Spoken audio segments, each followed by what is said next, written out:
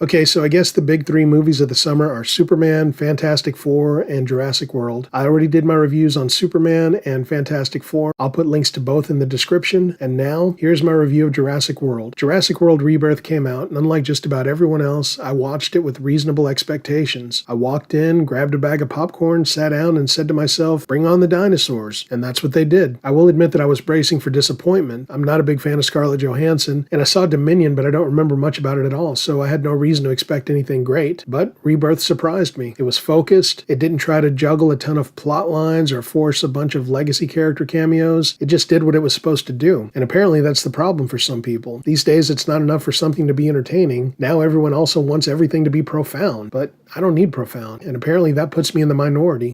The Spielberg movie came out in 1993, and it was the first. The subject matter was new, the visual effects were new. This is the 7th movie in the franchise. Did you really expect the awe and wonder that made the original special? I'm a big fan of horror movies, and if you look at the original from a certain point of view, it was pure horror. There was the T-Rex in the rain ripping up the Jeep. There was the raptors stalking the kids in the kitchen. Newman screaming when that little dino turd blinded him. Samuel Jackson's severed arm falling on Ellie. This was pure horror. The only reason you didn't think it was a horror movie was because John Williams told your brain that it was magical. But I digress. Rebirth was never pretending to be deep. I think a lot of people miss that. It was basically a video game storyline, and that's why it works. And the irony is, the same people bashing this movie are the ones who spend their weekends playing open-world games where the story is go here, collect that, kill boss, repeat. But somehow when Rebirth does the exact same thing on the screen, it's suddenly a narrative failure. No, it's not. It's honest and it's efficient. It's a popcorn movie. If anything, this movie understood how people consume entertainment better than most prestige films do. The structure of Rebirth is straight out of a mission-based video game. You've got your objectives, retrieve a DNA sample from 3 different dinos, survive, escape.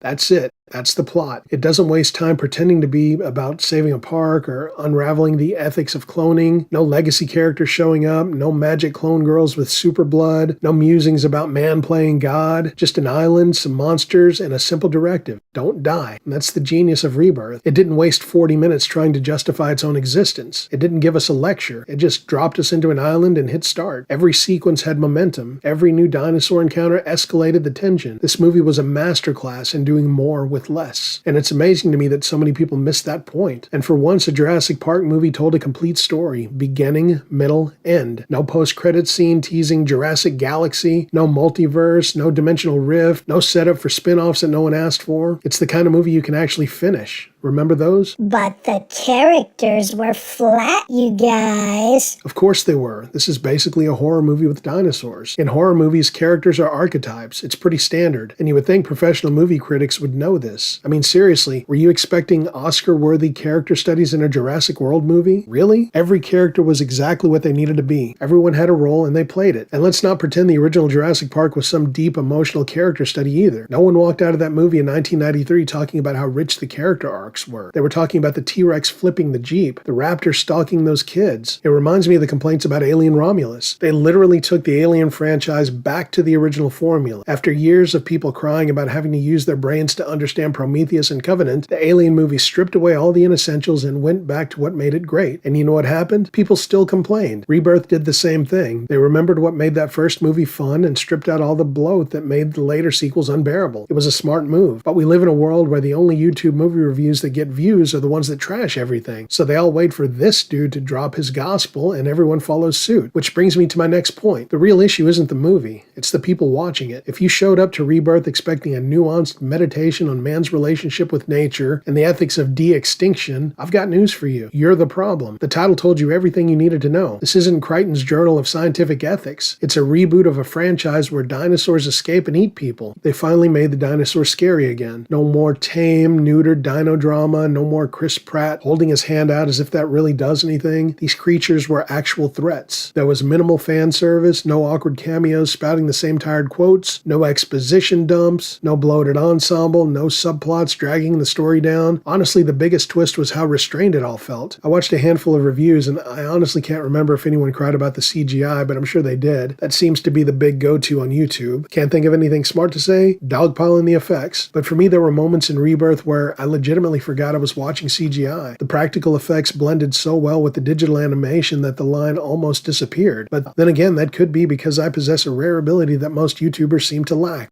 The ability to suspend disbelief and just enjoy the ride. Some people just can't seem to turn off that part of their brain that demands everything be about something. They've been so conditioned by YouTube review culture that they physically cannot process mindless fun. I would hate to live like that. I wanted to see dinosaurs tear stuff up, and that's exactly what I got. Not every dinosaur needs to represent capitalism, colonialism, or the death of the American dream. Sometimes a dinosaur just wants to rip a guy in half and scream into the sky, and sometimes that's enough. Dude, this is a movie where a six-limbed mutant named Distortus Rex eats a guy wearing a lab coat. You don't get to complain about the realism. The outrage is exhausting. If you're too cool to enjoy a monster movie doing monster movie things, then go stream a black and white Romanian film about coal mining and leave the rest of us alone. What makes Rebirth work is that it knows exactly what it is, and it doesn't try to be anything else. It's not embarrassed to be a thrill ride. It doesn't elevate the genre, it just nails the genre. It understood the assignment. In an era full of cinematic universes, legacy bait, and every movie trying to kickstart a franchise, Rebirth just told a story. It didn't change the game, but it played it well. And after the Chris Pratt years, Rebirth feels like a huge win. So for all the people complaining that Rebirth didn't move them to tears or redefine cinema, maybe the problem isn't the movie. Maybe the problem is you forgot how to enjoy something simple. Not everything has to have a message. Sometimes it just needs to show you a dinosaur crushing a helicopter. Rebirth doesn't want to be the best movie of the year. It just wants to be a good dinosaur movie. And that's what it is. But if that's not enough for you, maybe dinosaurs just aren't your thing. Now, you might have noticed that I spent more time talking about people's reaction to this movie than I did talking about the movie itself, and that's for a really good reason. There's nothing to talk about. Once again, this was a movie on an island with dinosaurs. There's no reason for me to try to go deep with that because there's no depth. This was surface level excitement. If you want to see dinosaurs running around tearing stuff up, this is the movie for you. Highly recommended. I just don't know what people are expecting from cinema anymore. All the flops this year, Captain America, Thunderbolts, Superman, Fantastic Four, I've enjoyed them all to some degree. But then there was that 28 years later. Everybody pretended to love that. It's like the world is upside down. Everyone claims to love the obvious turds and claims to hate the obviously entertaining films. I guess that's why my channel is stalling, because I will not go along with the crowd. I will say what I think when I think it without any regard for what the cool kids say. So if that's the kind of content you like, make sure you hit the subscribe button because that's what I do here. Anyway, that's it. Am I right? Am I wrong? Let me know all the reasons I'm an idiot in the comments. Like, share, subscribe, click notifications, and I will see you next time.